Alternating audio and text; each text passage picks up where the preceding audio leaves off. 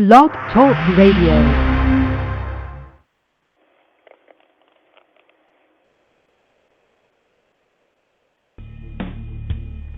Welcome to Institute for Personal Development, where total consciousness is the new frontier. Kriya Yoga is the union of the individual with the divine. Join us as we explore the practices that initiate this process. Well, good morning and welcome to the Voice of Yoga. Let's talk consciousness.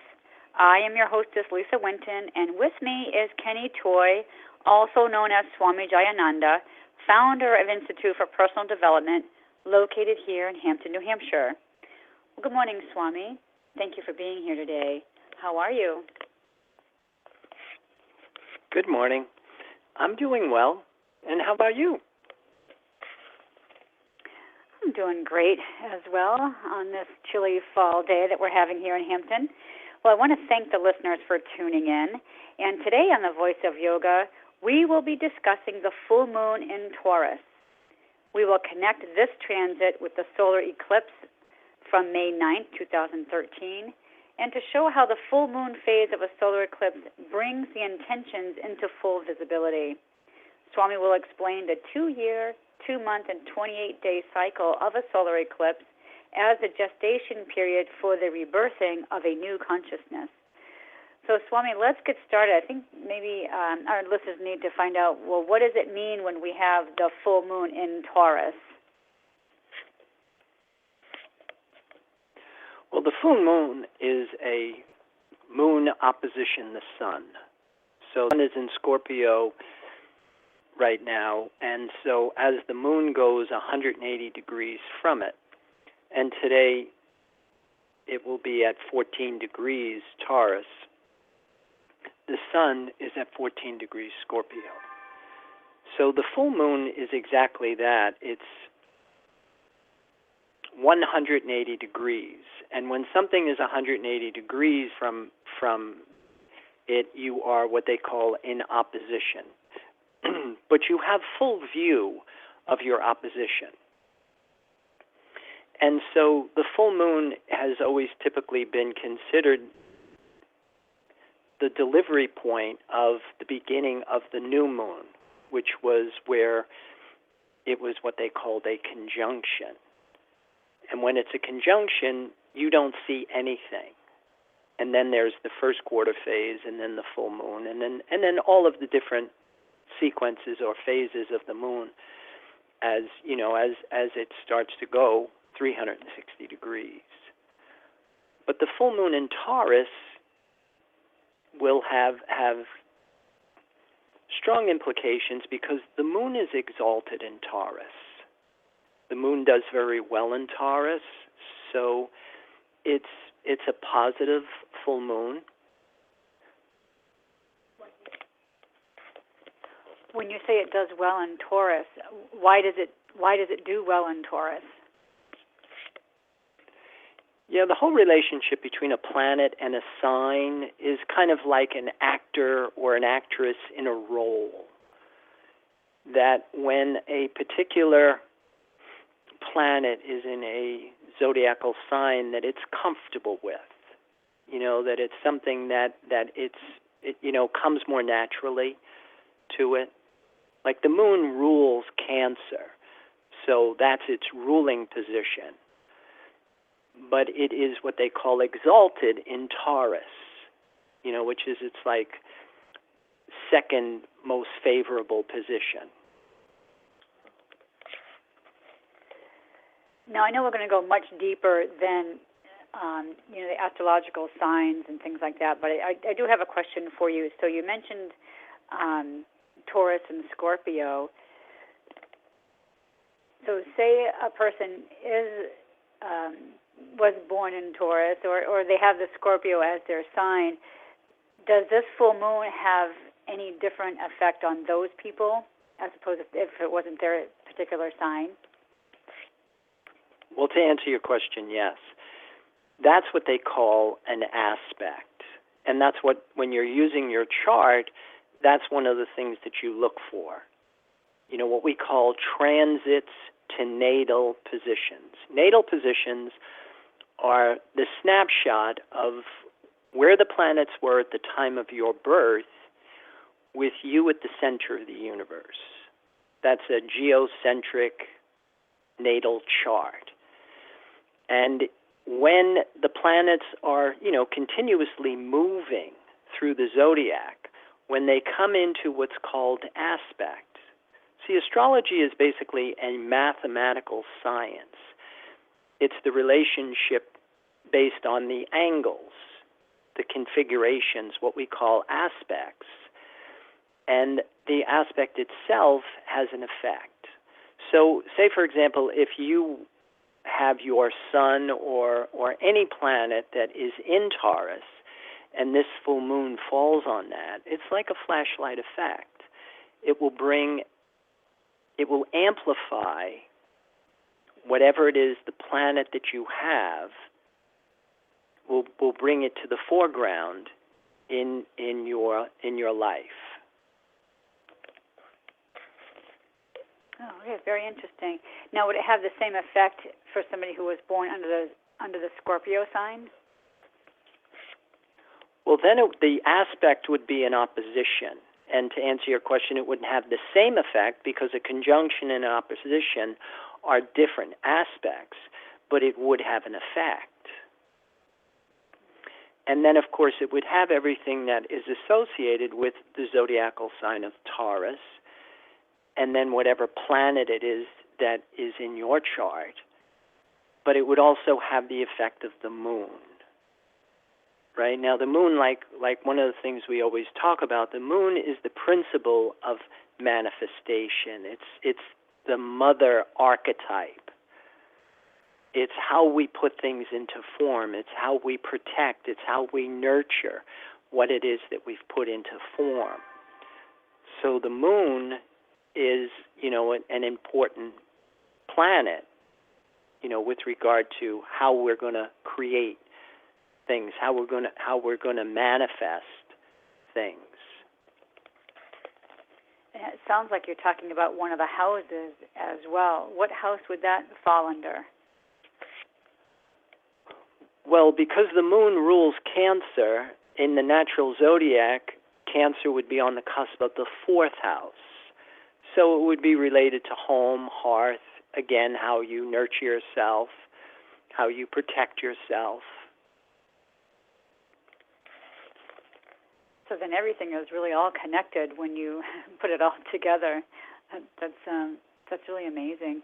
But I know you probably want to get into the 2-year, 2-month, 28-day cycle, and what is that bringing up for us right now?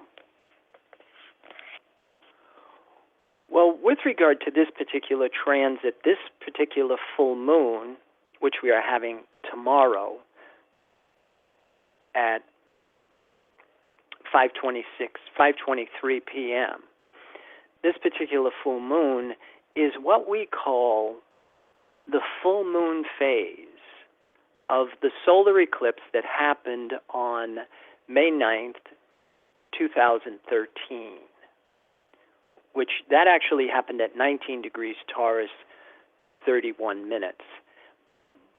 But the 2-year, 2-month, and 28-day cycle of a solar eclipse is something that we use with regard to the whole concept of a gestation period for the growth of positive consciousness. Just like the human organism, reproduces on a 9-month cycle that once the egg is impregnated, it has a gestation period before, you can expect the birth of a new individual. The solar eclipse gives us clues into this birth of, the human from being of a lower vibration to the human of being of this higher vibration. And once you've impregnated the seed of consciousness, once you have rebirthed your body in the life force, then there is a 2-year, 2-month, and 28-day period where mind is actually growing in a positive direction. You are becoming divine. You know, the whole thing of what we call apotheosis, this process of the human becoming divine. And so matter, mind, and spirit are all in sync. Now the gestation period that would have begun on May 9th, 2013, would now be in what we call the full moon phase, which, if you look at that cycle, the new moon is the seed is in the ground.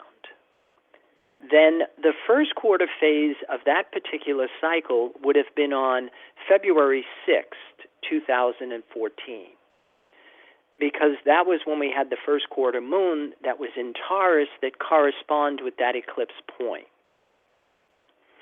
That's when, if you are growing psychologically and spiritually, that's when you would get first kind of visibility of that. And so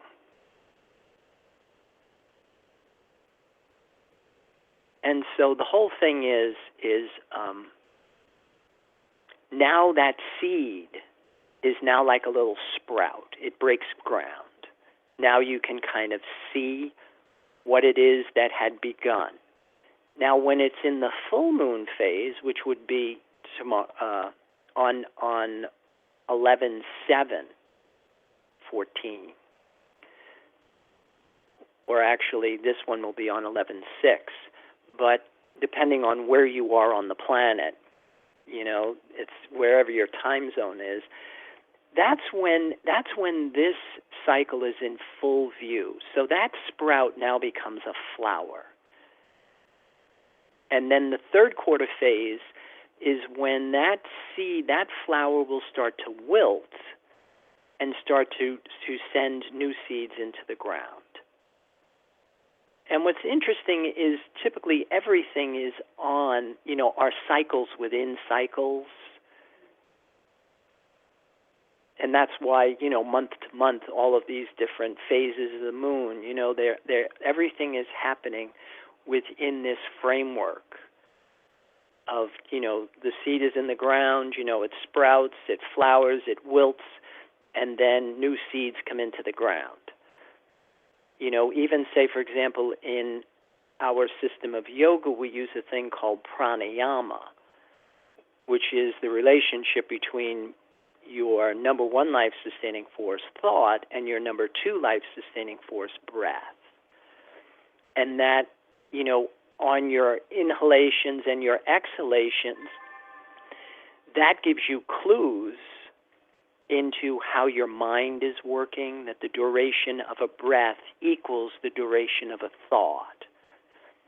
And with each inhale and each exhale, you're actually changing your thoughts. So that leads me to another question. So I wonder, when we talk about, you know, the seeds in the ground and then the seed sprouts and it grows and whatever, so is all of that happening to us unconsciously or karmically? And then I guess the real trick would be to determine if that's happening or if we can work with that on a conscious level, like consciously know that the seed is in the ground, consciously know if it's sprouted and grown and has wilted and providing more seeds. So is it conscious, unconscious, or karmic? Well, to answer your question, everything is doing that simultaneously. At any given moment, you have conscious aspects, you have unconscious aspects, and you have karmic aspects. The variable is going to be regulated based on your level of consciousness and your degree of awareness.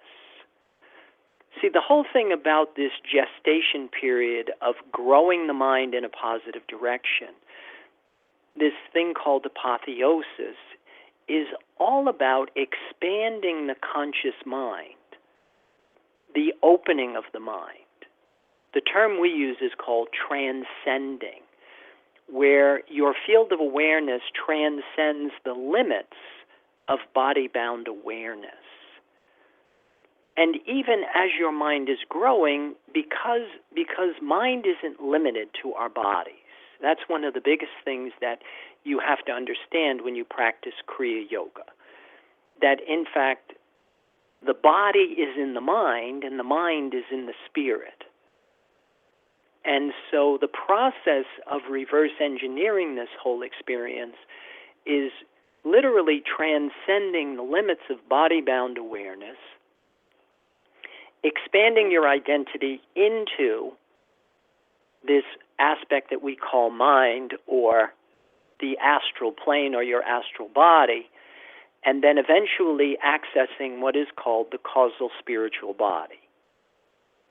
And in astrology, the way that we use that is we have what we call the personal planets that are associated with your chakras, that up to the planet Saturn, we can see the planets with our naked eye. Those personal planets, those 7 personal planets, Saturn, Jupiter, Mars, Venus, Mercury, the Sun, the Moon, and did I say Jupiter? Okay. They are associated with your chakras, but up to Saturn, we can see them. Beyond Saturn, those were what was called the transpersonal planets, Uranus, Neptune, and Pluto. And basically, they are the higher octave of these lower energy centers. But everything is going to be conscious, and the biggest variable is how much of my reality is inside my field of awareness. Because that's one of the things we always talk about, is when our minds are small, we do feel like victims, that everything is happening to us. And that's where the practice of Kriya Yoga is all about, impregnating the seed of your mind. This requires you to rebirth your body in the life force. And then when this happens, matter and mind come together with new information. You know, that's the physics of spirituality. That's like attracts like. That's why, you know, we view scriptures as instruction to do something as opposed to something to believe in and fight for. All right, that's a great place to pause. So what I would like to do is we're going to take a few moments to hear a word from our sponsors, and we will return with you shortly. Om Purnamada Purnamidam Purnamudachyate. If you are looking for a samadhi-based experience, IPD Kriya Yoga has the goods. A complete yoga program that includes the practices and the process. Starting with the separation from mother, including the labors and tasks of the hero and the return as a whole person. Practice makes perfect only when practice is whole. Kriya Yoga is a path of action, knowledge, and devotion. Samadhi, or total consciousness, is experienced by knowing and doing with devotion. Call or click now and get started. 603-929-0303 or www.ipdtransform.com. Namaste.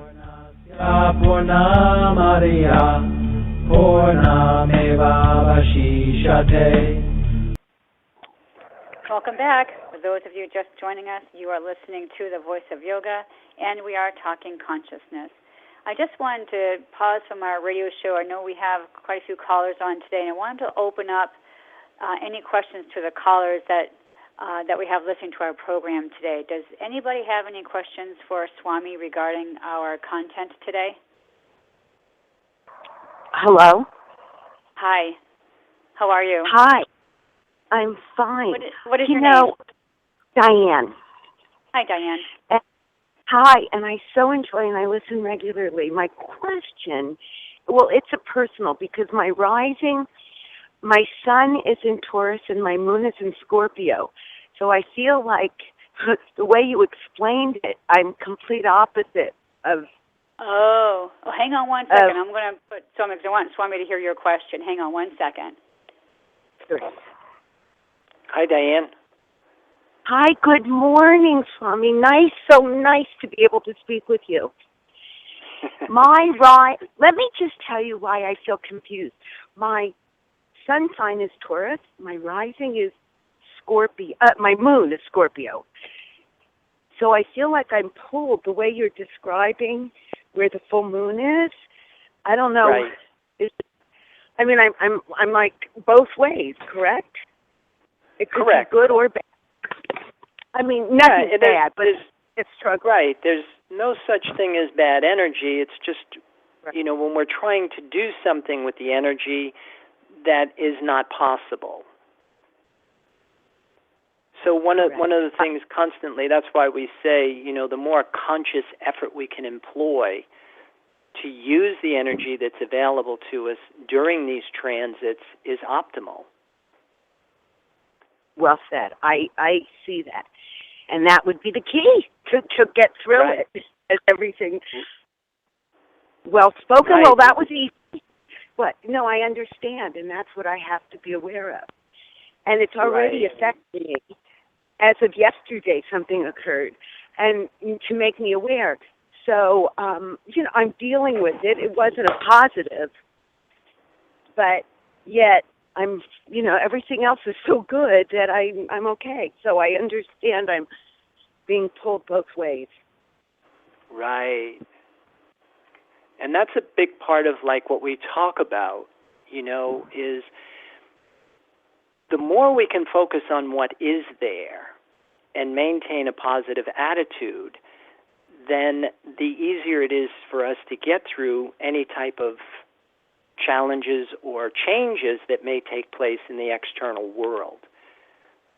That's one of the reasons why the whole thing of what we say, use what you really do need to validate yourself or use as a symbol to produce the feeling you're happy, becomes a really important strategy. Because if you're looking for something that isn't there, you can actually be experiencing pain or discomfort, whereas if you're focusing on what is there, you're able now to consciously maybe affect positive changes because you're more creative and more imaginative. Yes, to everything he says. It's so easy. It's so easy. Well, I appreciate you. Go ahead, Diane. I'm sorry. No, I'm saying thank you so much and namaste. And you are so welcome. Namaste to you as well. And thank you for your question. And I want to remind our listeners out there that anytime you have questions or curiosities about the content of our shows, to visit our website. You can email Swami through there as well. And he is also available to do any of your charts, natal charts and birth charts for you as well. So that is a service that he does provide. So let's get back to talking about our program today. Can you just kind of wrap up and maybe summarize for our listeners what's happening with this moon, and maybe give us some guidance as to how we should proceed? Yeah, using the energy that's available to you is optimal at any given time. And I don't know if there's any hard, fast formula that can be applied to everybody other than, the basic principle that we talk about, to use what you need to validate yourself is of the utmost importance. That if your whole sense of self is based on a relationship with something that is unchanging, then you're going to have that constant that will enable you not necessarily to negate what's going on in your outside world, but definitely to make it smaller and more manageable. Because the tangible parts of life are in constant change. And our bodies are accustomed to using, for the most part, external reinforcement to validate ourselves. And that's one of the reasons why they call the outside world the realms of suffering and decay, because it's always changing. And when it changes, our bodies respond as if they're in danger, because now what you're looking for isn't there. Once you have rebirthed your body in the unchanging part of our reality, then you have this constant. Now there's a calmness, there's a stillness, there's a confidence that will permeate your inner environment independent of external changes. That becomes a really optimal position of performance. And to me, that's what all of the scriptures are telling us to do. And that's one of the things that most of the programs that we offer are designed to do, is educate people in how to do that on an experiential level as opposed to just an intellectual level. Good, thank you. Great summary for that. I want to take this opportunity just to remind our listeners about a couple of things that you can visit us on Facebook. You would look for Institute for Personal Development, and you will see all of our news that's coming up, as well as the spiritual advance that we are going through. And I also want to remind people about the yoga retreat that is coming up in Costa Rica that Swami will be hosting, and that is going to be in February. It's going to be a great trip, and I highly recommend, if you're interested in looking into it.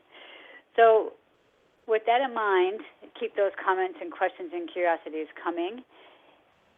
And I want to thank you, listeners, for tuning in to the Voice of Yoga. Be sure to tune in next week. We're going to be talking about Veterans Day, and we're going to discuss about the warriors, soldiers, and veterans, and what does that all mean, and how does that relate to Kriya Yoga. Any final thoughts today, Swami?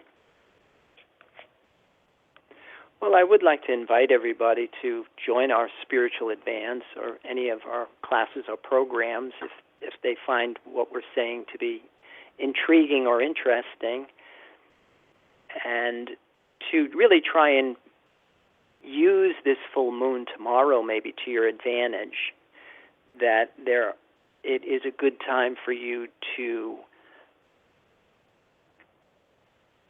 look for using the energy that is around us to keep our lives on course, as opposed to trying to go against the current.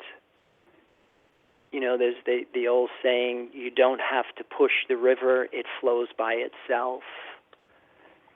And a lot of times our conflict is between personal interest as opposed to this whole. So rather than trying to grind your life out, just try and get a little bit more in sync with the forces that are readily available to us and start to use that and get behind that to try and give you some momentum. And with that, I would wish everybody a good day. Namaste, and I'll give it back to you. Good. Thank you, Swami.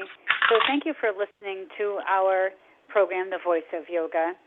This is Lisa Winton, along with Swami Jayananda, signing off.